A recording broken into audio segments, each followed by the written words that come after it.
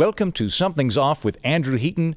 I'm your host, Andrew Heaton, and I really like the shark fins you attached to your car. It looks very snazzy. Well done. Something's Off with Andrew Heaton is brought to you by carbonated scotch from Glencavan Distillery. You're a Starfleet engineer, and you're Scottish through and through. Born in Linlithgow and raised in Aberdeen, you're so Scottish that you brought your bagpipes with you onto the Starship Enterprise. Sometimes you do a caber toss in the engine room with old warp coils. You once made haggis out of a tribble. That's how friggin' Scottish you are. But today, things don't look so bonny. In fact, they're downright grim. The ship has taken a pummeling from a dangerous, unknown species that looks pretty much like humans, only with weird eyebrows, and a sense of fashion largely dependent on aluminum foil. The warp core has blown a fuse. You're dead in space, a sitting target. And you hear a squawk over the intercom. Scotty, it's the captain. I need you to fix those engines so we can warp out. Not to worry, Captain. I'll keep the old girl together. Ensign McNeil, swap out the dilithium mimeograph and be quick about it. Ensign McNeil, who is wearing a red shirt, and who you just met today, and have no real emotional attachment to. That guy nods and zips off towards the nearest dilithium mimeograph while you tighten the engine with a hyperspanner. Looks like everything's going to be just fine. And that's when the aliens fire on the Enterprise again. The whole ship rocks back and forth, sparks fly, and loosened from the ceiling, a chandelier comes crashing down. Onto Ensign Jeffries, or McNeil, whatever that guy's name was. You've already forgotten that's how insignificant that tow-headed junior engineer is. Dr. McCoy bends down to look at him and grimaces. My God, he says, checking the pulse. He's dead. If only there was some sort of fortified elixir, was strong as an ox, but as fun and bubbly as an Orion go-go girl, that we could use to revive him. Aye? You say, cocking an eyebrow rakishly, wouldn't that be nice? You pull out your trusty hip flask of carbonated scotch and unscrew the lid and pour it into Ensign Whippy's mouth. He coughs, smacks his lips, then sits bolt upright. Gee, he says, that sure is refined yet bubbly scotch. Aye, that it is, you say, that it is. But then the captain comes on the intercom again. Scotty, we need those engines. Now. Aye, aye, Captain. You race to the warp core, unscrew the gas cap, pull out your trusty space funnel, and then pour an entire bottle of carbonated scotch down the hatch.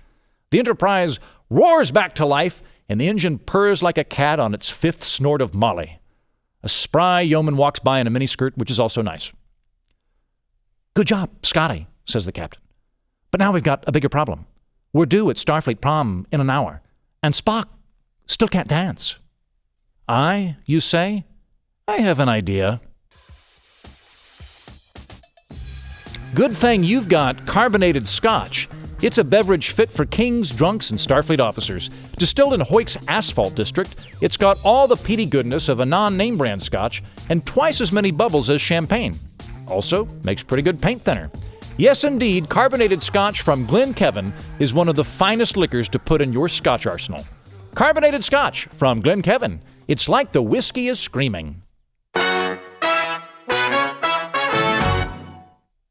Before we get to today's guest, we're going to play a portion of a homily from Father Michael O'Grimsley, vicar at the Church of Woke. Thank you. Please be seated. Recently, the entire world watched in horror when a terrible tragedy befell one of the most beautiful and historic buildings in all of civilization. What a heartbreaking waste for such a scenic and holy place to be ruined by fire. I speak, of course, of the Sociology Department at Evergreen State College. Great contributions in the fields of literature, oratory, research, and medicine have all been censored at this venerable institution. There are few places which can claim to have excoriated wrongthink on such an august level, or to have elevated political disagreements into the realm of blasphemy. It's there where social scientists first discovered whether or not you can commit the sin of cultural appropriation from an alternate universe. You can. And if you're not sure if you are, just feel guilty about it in general to be on the safe side. Perhaps the only silver lining to the sociology department catching fire is that its tireless academics had already burned most of the books anyway, so that's good. Now, it goes without saying that we should rebuild this wonderful institution. And it also goes without saying that I myself am not going to donate any of my own money to do it. Therefore, we are going to pass around a petition which you can sign to urge Congress to tax other people to do the thing we think is important. Be sure to take a selfie of you signing that petition so that we might righteously tweet and Instagram what a wonderful person you are for wanting to tax other people to do the thing you think is important, while drinking an $8 mocha soy latte from Starbucks on your vacation in Italy. Through the grace of Captain Planet and the intercessions of the holy hierarchy of victimhood, Amen.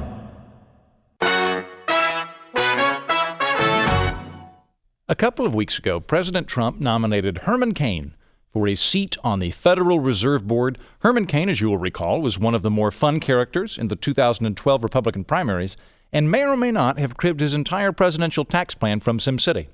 Since then, 4 Republican senators, since he was nominated, or unofficially nominated for the Federal Reserve Board, since then, 4 Republican senators, including Mitt Romney and Lisa Murkowski, said that they wouldn't vote to confirm him, and he's subsequently withdrawn his consideration, which means it's up to us to find the next board member.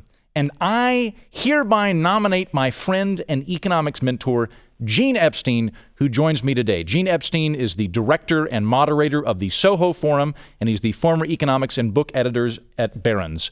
Gene, thank you for coming on. Oh, thank you, Andrew, and I'm very flattered that you want to put me up for the job. Yeah. I probably am not enough of an infighter in Washington to know how to do it. I would, once nominated by Andrew, I would say no, I nominate Ron Paul for the job. And I guess Ron Paul at the age of 80 would turn it down, but maybe put up... we can make it a hot potato type thing where everybody does it for a week. Yeah. Just everyone that listens to the show gets me on the Federal Reserve Board for 72 hours. Just do whatever they want. It does echo, I'd like to cite my left-wing friend Noam Chomsky, who's 90 years old, when asked a few times, what would you do if you were dictator? And of course, his immediate response was, I'd promptly resign. He's a better man than me. Yeah. Well, it would be a fun week under Andrew Heaton dictatorship. I don't think the country would survive, but I'll tell you what, it would be very interesting. We'd import a lot of monkeys. We'd import a lot of kangaroos. There'd be a lot of zeppelins. So Andrew Heaton would want to keep the job for a week, and then you'd resign, Andrew? Is that it? What's your idea? I have to assume that a terrible bloody revolt would occur under my leadership, and that my head would be on a pike. But you'd wait for But for 30 years, people in Kansas would go, you know what? I'm glad we've got kangaroos now. Dictator Heaton was actually a pretty fun guy, and like so far as colorful despots go, that guy, we didn't have any famines. We just imported a lot of marsupials and monkeys and things, and kind of like converted the Midwest into a steampunk fantasy landscape. All right, that was cool. We got some tourism out of it. But because you're a good son, you'd promptly call up Ruth Bader Ginsburg and ask her if she'd kindly step down. After all, she's getting on, so that you can give the job to your dad. But that would I believe that would be nepotism. I could not possibly try and interfere with the court in such a way. But yes, I guess freely interpreted. Yeah, as you know, nepotism was about the priests favoring their nephews, strictly speaking. But I see your point. Yeah, I'm getting a little bit too precise here. And then, of course, I want to segue into the point that I do think that you've been conducting a great series. Thank you. And you have a good mind. The distinctions you draw are often great. But I want to take the opportunity to do what, for example, I've done twice on Dave Smith's show, Part of the Problem. I pointed out to Dave where he has erred, where he's gone wrong on issues of economics. And wait, so just to be clear on this, we've already covered the Fed? That was our Fed conversation? No. Okay, all right. I'm trying to give us a broad framework, and then we'll apply to the framework of the Fed. Right. So no, don't worry about that.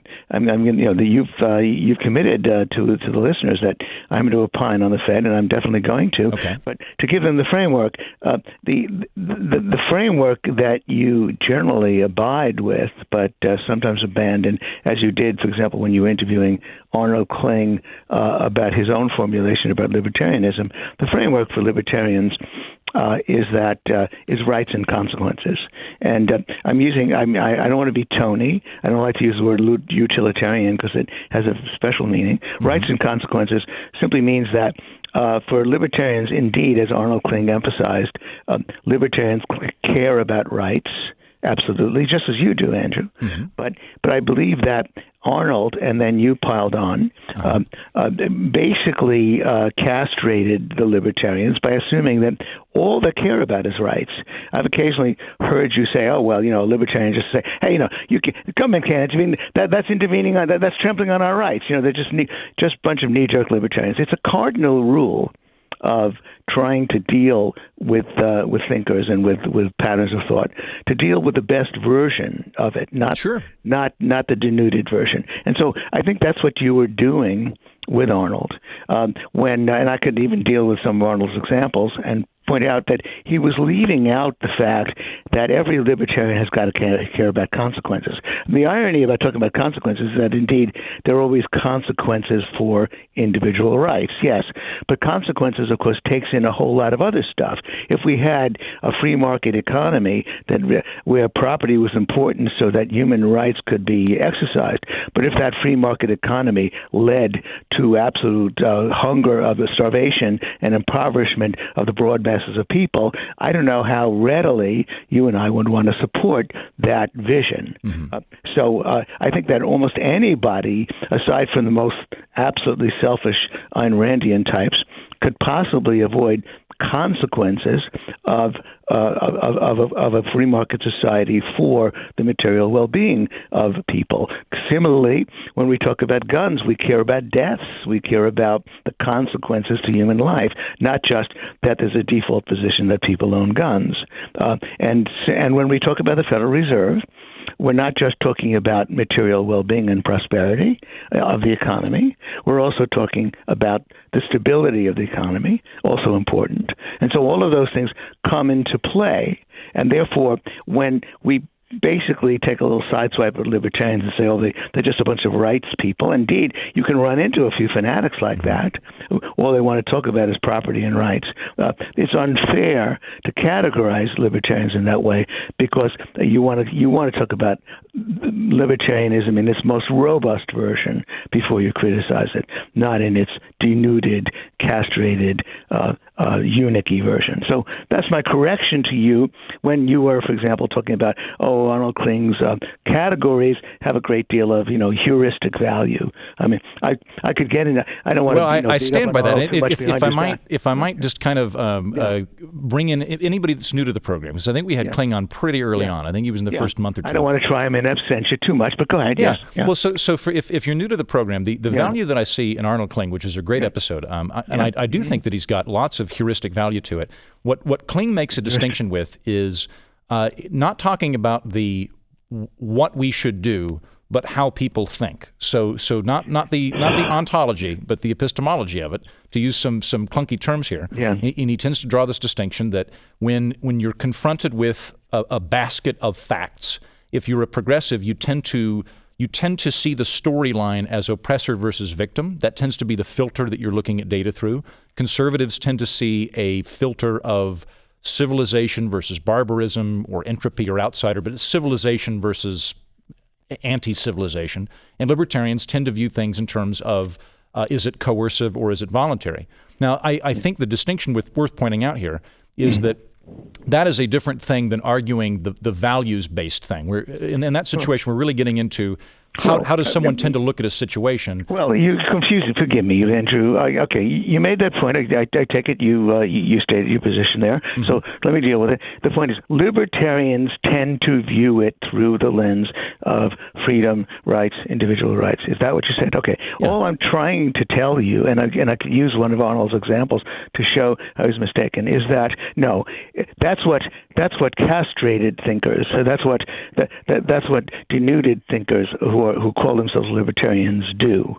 When a libertarian responds to an issue, if he's a libertarian worth his salt, then he has to understand that not just that rights matter, but that consequences also matter. And so therefore, if we're talking about denuded, uninteresting, dumbed down libertarianism, fine. But that's not dealing with libertarianism in its best sense. It's dealing with dumbed down libertarianism. Because again, let me just elaborate, Andrew. The example he cited, that a specific example that Arnold Kling used, was the accusation that banks were discriminating against blacks. And he said that a libertarian would basically say that a bank has a right to do what the heck it wants.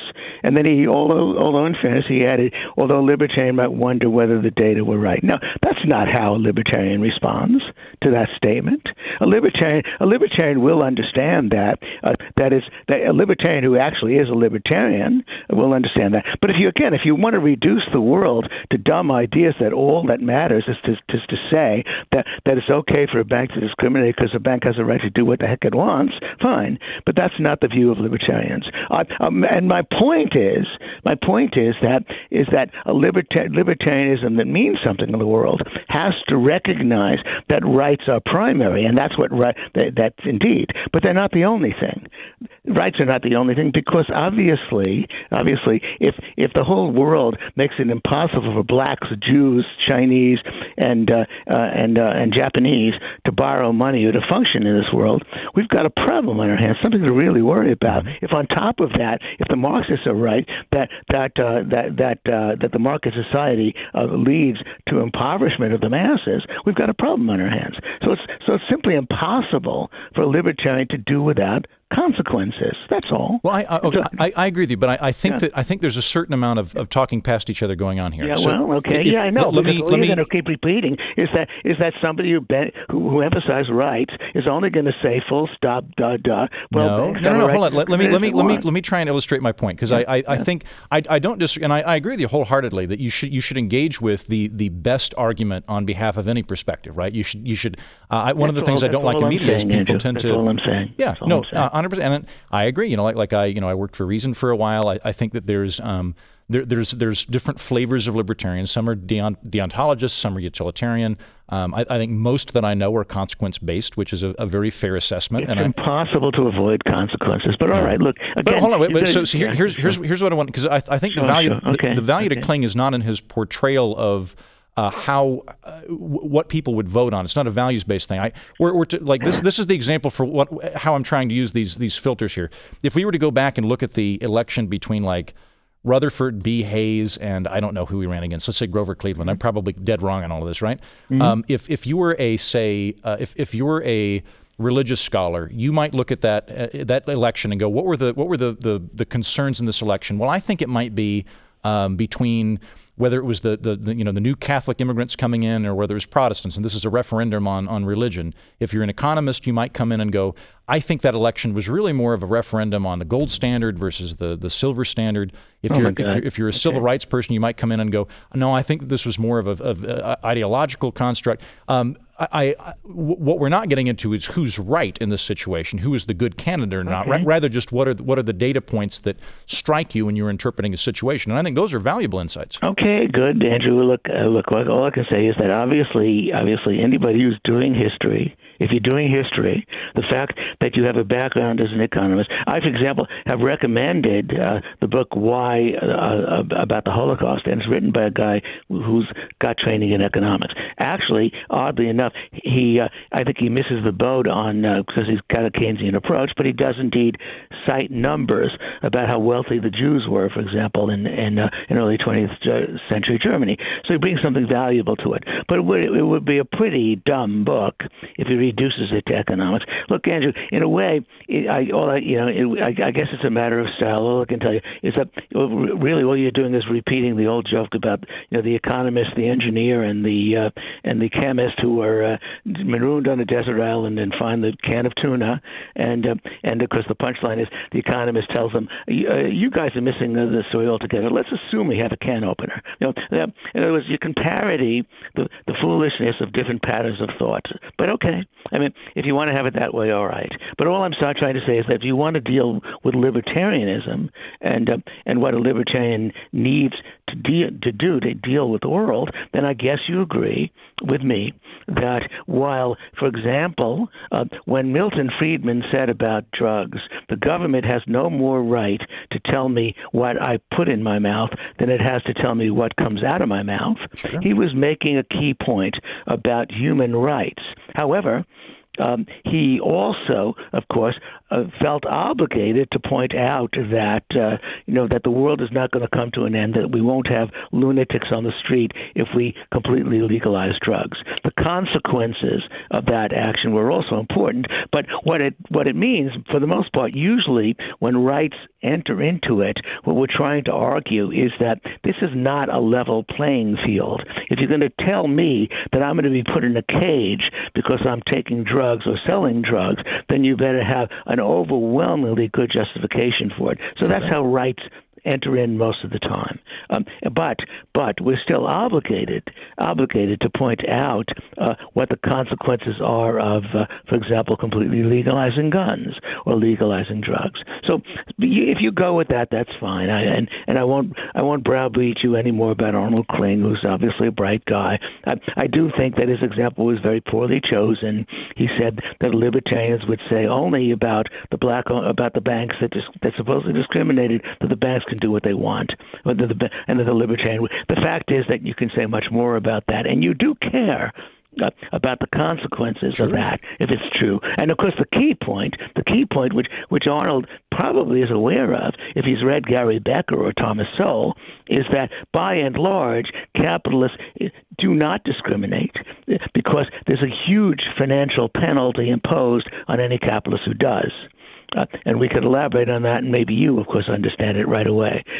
When the government discriminates, there is no financial penalty. And for that reason, we're highly skeptical of the possibility that banks really were discriminating against blacks. And, of course, if you read Sowell, then you find out how ridiculous that idea was. And so we want to defend the free market and understand what happens under free market capitalism. We don't want to just mutter to ourselves that it's okay for a bank to discriminate. By the way, we also want to add that libertarianism not a philosophy of life. It doesn't tell you. We also want to add that if a bank really is discriminating, or if a store down the street is not selling to blacks, that's not a store or a bank that I myself would patronize. Sure. I would put them on my list, of course, if I knew about such banks. But anyway, now we're talking about banking interest, so let's segue. We've segued back to the Fed. Great. Okay. Back to the Fed. Leads me back to the Fed. Okay. Now, obviously, from a rights perspective, I want to use that framework. Okay. From a rights perspective, there's clearly problems with the Fed. The problem with the Fed, in particular, is that it benefits from the legal tender laws. The interesting part about the legal tender laws is that if you and I, Andrew, wanted to enter into an agreement that obligated me to pay you Bitcoin on delivery of when you deliver me, your goods, then we could enter into that agreement.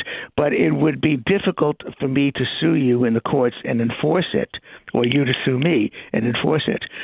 But if you insist, or I insist, that you have to pay me legal tender, it's enforceable.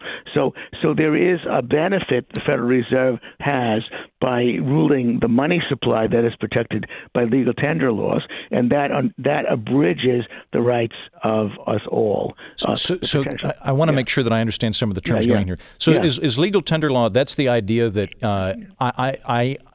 if we've got some sort of an agreement within a standard contract that you have to default on U.S. currency, we can't stipulate we're going to pay each other in euros or pesos. Exactly. Well, the euros or Bitcoin or gold. Yes. Although I'm trying to grant the loophole. What I'm saying is that you and I certainly are free to sign a contract in Bitcoin. We can. Obviously, nobody's stopping us from doing that, or in gold, or peanuts for that matter, whatever we want to do. However, great deal of difficulty using the power of the courts to enforce that contract. is my point. Okay. Because it's not. So therefore, it offers. So I'm not saying that it's a draconian restriction. However, it does restrict the ability of us to operate in the world because we have a monopoly of power on the part of the government to enforce laws, and the government will be very difficult to imagine that they would enforce that kind of contract. However, the legal tender, if it's going to be legal tender, that's of course the U.S. dollar, then they will enforce it. So that's a power that the Federal Reserve is given. Second power it's given is that it does have a huge influence on the short-term interest rate. Well, actually, hold on. Before we get into the the functions or into the effects of it, let's just establish what is the Fed and what is the purported purpose behind it. Well, the Fed essentially controls the money supply. So it's the Federal Reserve Board, right? The Federal Reserve Board controls the money supply, and of course that money supply, as I've said, is protected by legal tender laws. It controls the money supply mainly by operating on the short-term interest rate. It is the only institution that can print money.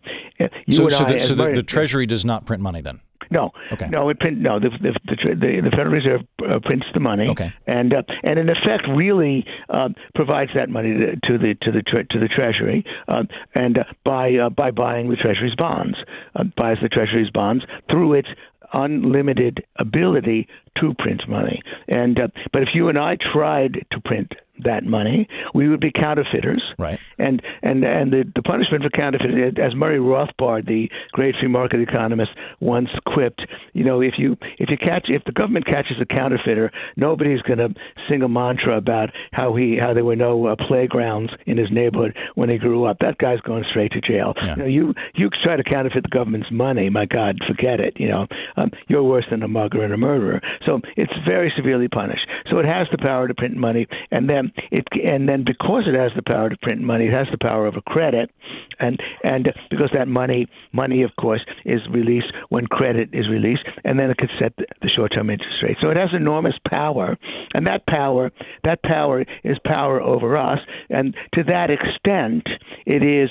And I was trying to put a fine point on the legal tender laws. A part of it, it is indeed eroding our individual rights through that means. However, there, of course, with the Federal Reserve, we have a huge burden to point out consequences. If indeed it's valid that the Federal Reserve provides economic stability, and if that economic stability keeps unemployment low, and if that economic stability promotes economic growth, those are overwhelmingly good reasons. Which I believe are the two remits of the Federal Reserve Board, because it's largely autonomous. I mean, it's the chairman and the board of governor or the board of directors or whatever the top thing is.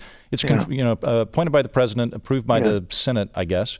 And it's largely autonomous, but the remit is to to shoot for stability, low inflation, and high employment. Those are the three goals of it. What if you were to get rid of it? Do we just would you just get rid of American currency, or would you just kind of have it on automatic where it just increased by 2% annually, or what would be the way to have currency? All right, that's a good question. Give me a moment. I will get to that question. Give me a moment just to back up and try to address the first part of what you said, which is having to do with the goals of the Fed. Okay, so the Federal Reserve was created in 1913, and it was supposedly created for the reasons that you just clearly stated, Andrew. Now, the question then becomes, how is it done in performing and achieving the goals and purposes that you just articulated? Because, as I've said, those are the reasons why we are being asked to forego some of our rights so that greater good can be done and achieved by the central bank established in 1913. So therefore, the question becomes, well, if it's doing that and eroding our rights, let's like it because it's been fairly successful in achieving the goals that you just listed. So one way of testing that would be to ask, well, what happened after 1913 to the U.S. economy? As I recall, we had a pretty big depression. Like in fairly short, at least like 15 years later? I'm not sure. Was it 29 when the stock market crash happens? Yeah, starting in 29, 30. Yeah. Okay. Exactly. Yeah, pretty big depression. You got that one. Yeah. So they had like a good 10-year track record before it all went off the rails. But I was about to say, just a moment. I had to finish my sentence, and forgive me, Andrew, and say that we do have pretty good records of what happened to the U.S. economy before 1913, going back to 1870. Okay. So that's a 43-year period, pretty substantial number of years in the U.S. economy. We could even go further backward data to get a little bit more impressionistic, but certainly from 1870 rather to 1913, we have a pretty good record, and then we have a pretty good record post 1913. And then in addition, by the way, we could compare the Fed not by forgiving it the Great Depression, as you said, in the 1930s, and just ask how it's done since World War II, starting in 1946. Okay. And according to, I will cut to the chase and show that careful analysis, including, especially, by the way, the revisionist work done by Christine Romer, who worked for Clinton, who was on Clinton's chairman of economic advisors. Interesting to cite her because she's pretty mainstream, but she is the one who showed that economic recessions have been more frequent and more severe since World War II than they were from 1870 to 1913. She exposed the fact that the data purportedly showing the frequent recessions in that 43-year period had to be discredited. They were just based up on price cycles. And so that's recessions. But I could summarize and say that according to every conceivable criterion, inflation, unemployment, economic stability, according to every way in which you would evaluate Fed performance according to the intentions that supposedly animated the Fed when it was created, we've done worse under the Fed, and that even includes forgiving the Fed for the Great Depression. I could elaborate further. Although right now we've got pretty low inflation and pretty low unemployment. But you would argue that that's just kind of there's going to be an undulation, and we're at a better point right now, but it'll eventually go sideways. Okay, Andrew, forgive me. You're asking me to summarize the performance of the Fed. I was trying to talk about how it's done, and I guess what you're now implying that maybe what you're suggesting is trying to do my due diligence. I'm just a moment, Andrew. You're asking me to forecast what's going on now. There are many periods over the past 100. And Fed was created in 1913. Many periods over the last 5 years now of the Fed's existence, 104 years, actually 104.5 years, in which we had what you just described. So if you want to pick a moment in time and say, hey, well, all's better, that's sort of like cherry picking, isn't it? Yeah, no. I don't know. I agree. Well, we could go back to the Carter years when there was rampant inflation, so that has happened before. We've had high unemployment previously. So we had the worst recession since the Great Depression, a mere 10 and a half years ago, in 2008. This was after the supposed great moderation. Now, I hope that we don't have a recurrence of 08 and 09. All I'm trying to do is wouldn't you want to know, well, give the Fed a reasonable amount of period to do okay, and then look at the prior period before the Fed was created, a fair judge. Has it done any good? And now we find that no, things have been worse under the Fed's regime. And again, I said, since World War II, if you want to choose that and forgive it, the Great Depression. But then if you want to narrow it, I don't know if you and say, well, how about over the last 20 years? Well, over the last 20 years, we had the worst recession since the Great Depression. So that doesn't look good, right? Right. So again, all I'm saying is, but of course, the 20-year period is kind of a brief period to summarize. Something seems to be slightly rotten with this institution, just on that basis alone. Of course, there I'm just dealing with empirical data. Sure. What I could also say, of course, is that obviously, what do we say consequentially if we are economists? We have to ask ourselves, Now this gets to the question you asked, Andrew, and of course, in a way, it's very important to put it to note to address your question. By analogy, most economists tend to favor free and unfettered trade and are against tariffs, and that's because they have in their minds and can explain how the world would operate in the absence of tariffs, what free trade would look like. Now, of course, they can't obviously describe it down to its last detail, but they have a pretty good. They can give you a pretty good sketch of what the world would be like. Now you ask me, well, what would we do without a Fed? Well, what would we do without control of the money supply and control of interest rates on the part of a central bank? How would that work? I would say, by the way, that it's not as though I want to go back to the period from 1870 to 1913. It's just useful to point out that was a better period, but that had its problems as well. We could get into that history, even though the economy performed better according to every index that we judge the Fed by in that 43-year period prior to the creation of the Fed. But to sketch out the kind of world we would have if the Fed were phased out, then we would have, first of all, we would abandon the idea that we need a central planning agency to dictate short-term and sometimes medium-term and long-term interest rates. We would recognize that it makes no more sense to have a central planner of interest rates, of the important price of money, the price of borrowing, than it makes sense to have a central planner that would dictate food prices or dictate the prices of housing or any other free market prices. We recognize that interest rates are best determined on the free market. Yeah, that makes sense to me, Gene. And I would assume that when you've got a central authority endeavoring to control something that mammoth, that there's also a very high propensity to have a bubble occur. Or to set the pace for a bubble. Yeah. Could you give interest rates over to the free market while still having a currency? Oh, well, okay, that's a good question. You mean because I think I'm okay with the U.S. dollar existing, but I'd rather it. I'm not sure how to go about doing that. I agree with you on the interest rates. I'd rather that just be handled by the market. I think you're probably less likely to have massive. I think the corrections would be quicker and smaller, as you point out. But I'm okay with a U.S. currency existing. So okay, I want to address that point. I want to say that first of all, the other insight that I think is vital. And by the way, the people.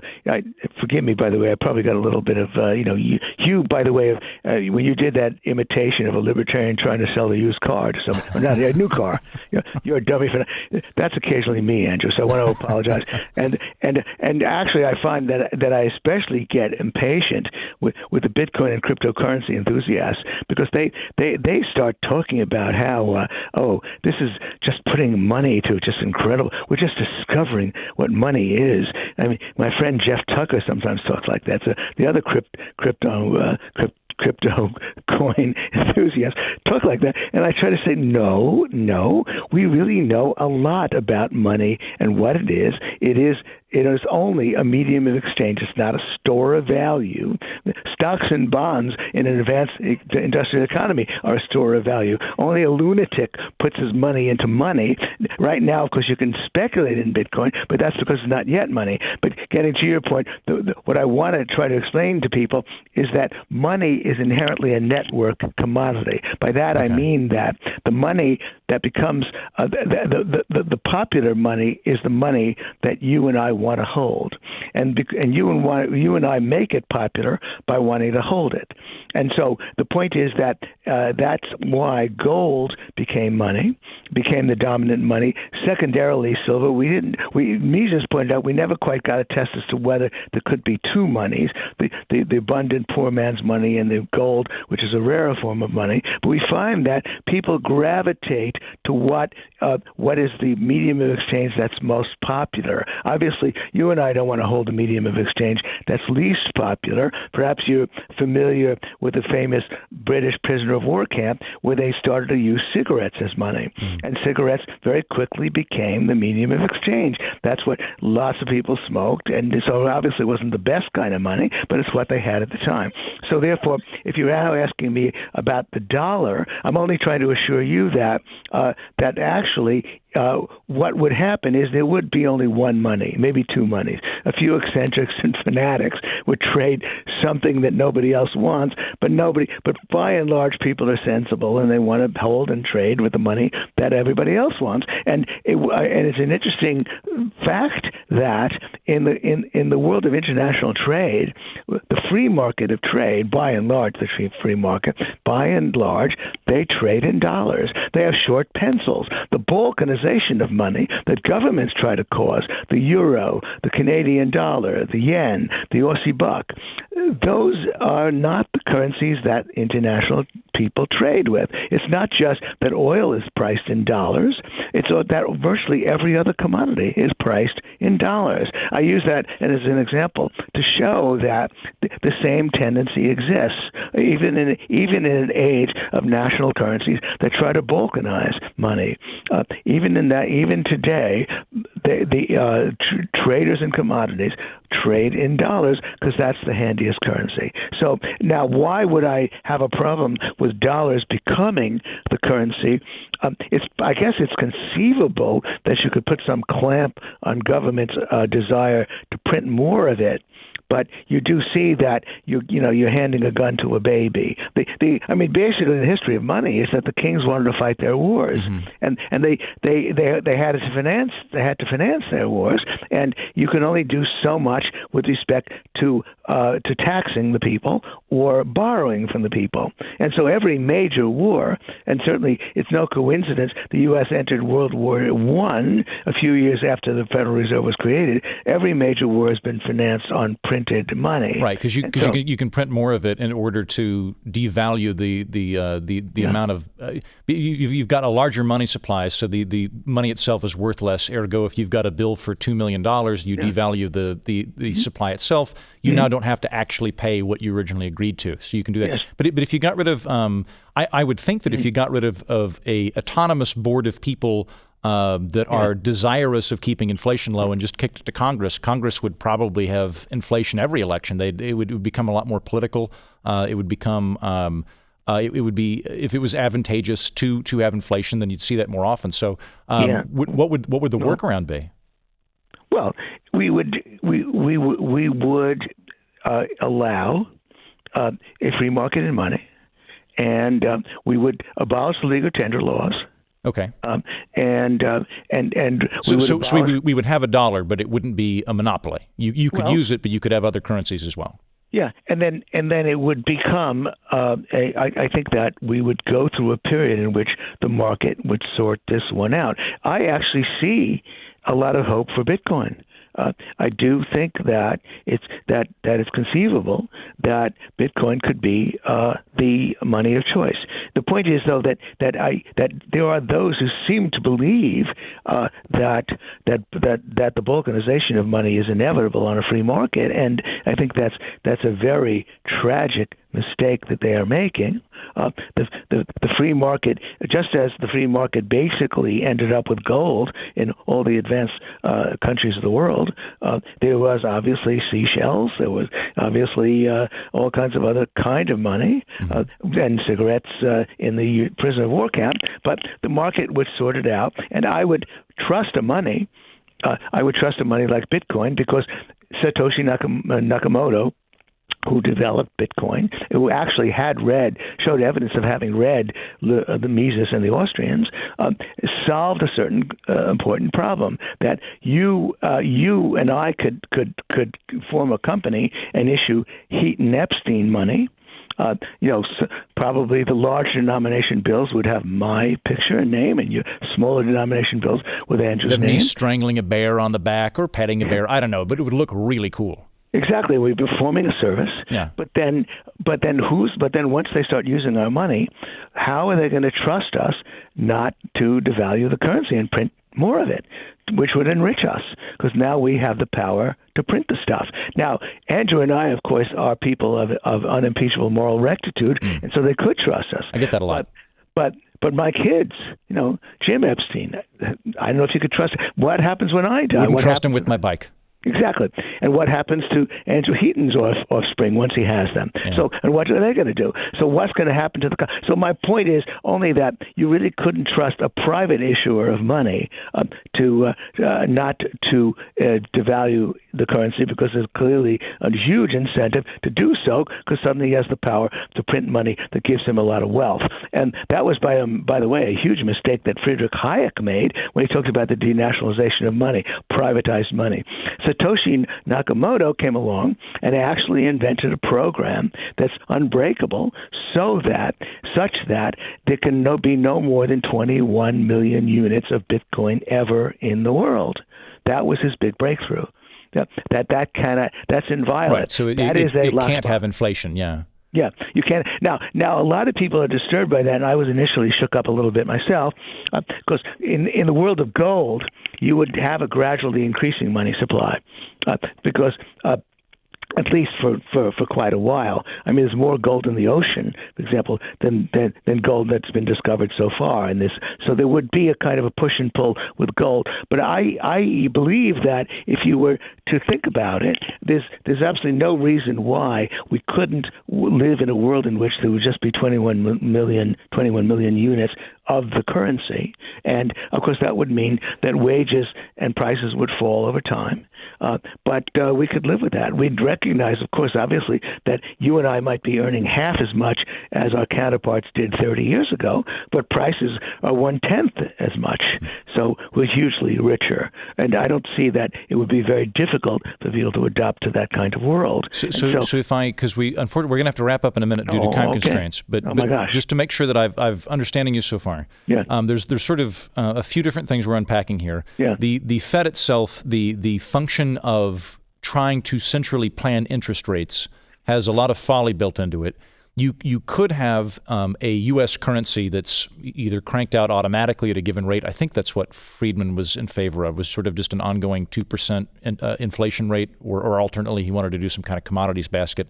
Or you could have Congress decide how much money's printed. So there would still be a U.S. currency, but the main thing would be to remove legal tender laws so that if something had a threat of being inflationary, you could put your assets in something else. If you are saying that you would still want the government to be responsible for the dollar, then I see a lot of dangers in that. And certainly, you're certainly right. I mean, good God, we have the why am I forgetting what they call themselves? The modern monetary theorists who don't want taxes at all, but who barely want taxes anyway. They want basically the government to finance itself by printing more money. Right. And so we got some dangerous lunatics. We have a huge temptation on the part of the government to take advantage of the power to print money. And so I would be very wary and very worried about that kind of regime. And we could deal with Friedman. So you're absolutely right that Friedman was certainly not a radical with respect to the Federal Reserve, but he wanted to set a goal with the money supply. I think it has a lot of problems. But in any case, of course, if we're going to wrap up into it, it's just that management of money. Money did not originate with government. We could go into that. That's an important point about how did money originate in the prisoner of war camp. Money originated from a commodity that a lot of people wanted, because barter was inconvenient, and that's how it originated. It did not originate with the government. The government took over the money supply because the kings needed to finance their wars. And now, of course, the government needs to finance its warfare welfare state. And I believe that we are headed for real problems this is only what the Congressional Budget Office says, so it's hardly original with me. The U.S. debt is running out of control, and there will be a huge temptation.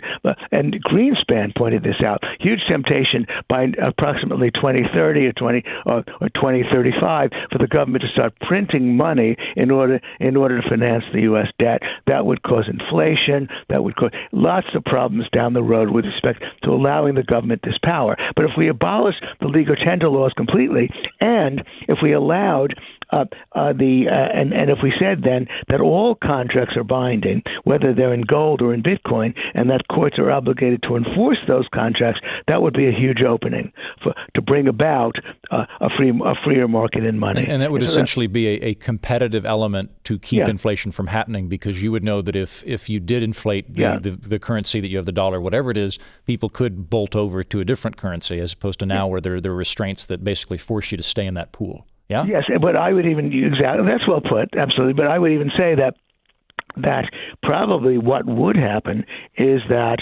people would quickly shift to Bitcoin, to the currency that seems to be the most stable.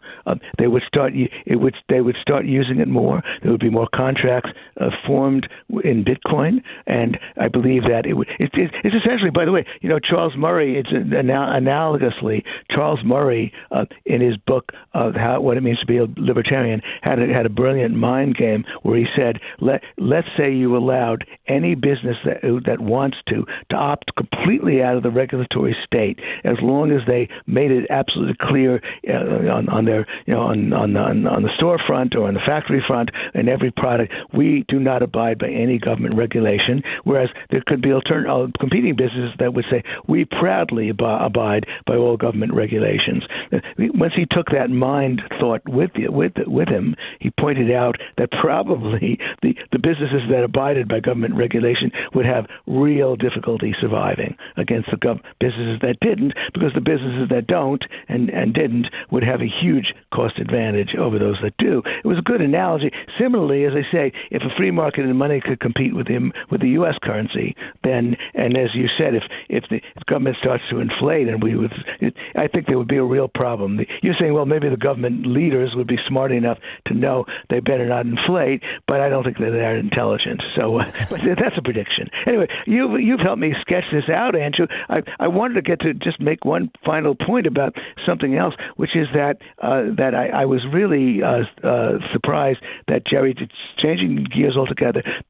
Consequentially, you want to ask yourself, when we buy energy, what are we buying? We're buying reliable energy that's not intermittent. And when Jerry Taylor, is that his name? Jerry Taylor from the Niskanen Jerry Taylor actually just floored me on your show the other day by saying that wind and solar are competitive. He was forgetting the principle that I've just enunciated. Wind and solar are competitive with fossil fuels as long as wind and solar are intermittent and unreliable energy. For wind and solar to be competitive, they have to fit the subjective need on our part to have reliable energy when we need it.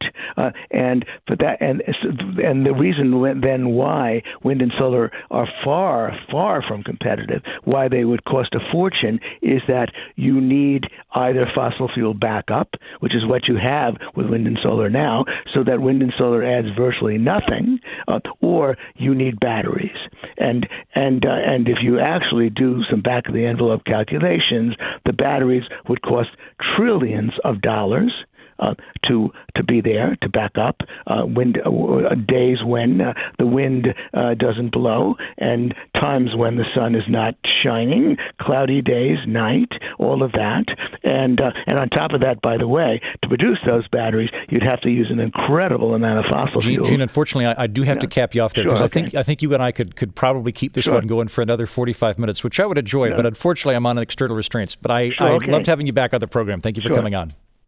Pleasure. Bye-bye. On iTunes, A. Bivens, or Abivens, I believe as they say in England, says, I love this podcast. It's refreshing to listen to political and cultural issues in a way that always makes you think and know why you believe what you believe. You may not wake up that day knowing that you are going to think about any given topic from that day's podcast, but you'll always be glad you did. I also love Andrew's never-ending crusade to rid America of political tribalism. Hear, hear. And Andrew looks like the Riddler who just couldn't quite talk himself into a life of crime. All right. Well, I'll thank you for doffing your hat to my anti-tribal crusade, something that I do truly, tribalism is something I truly do abhor. I'm glad that that is resonating. You can watch this whole show on YouTube. If you look for Something's Off with Andrew Heaton, you can see my handsome bearded face and assortment of suits and the dead bison we have screwed to the wall. Watching Something's Off with Andrew Heaton on your computer will only make you seem more sophisticated and amusing at your office or prison cell. So go to YouTube and start watching full episodes. I look like a guy who doesn't realize his producer taped a sign to the front of his desk earlier in the episode. I assume it says handsome or thoughtful. Jennings. Remember, you can always tweet me at Mighty Heaton or Facebook me at facebook.com/Mighty Heaton, or even email me by subscribing to my newsletter at mightyheaton.com and just replying when I send it out. Finally, please subscribe, rate, and review this podcast. That helps other people discover this here political orphanage. Thank you, and good day.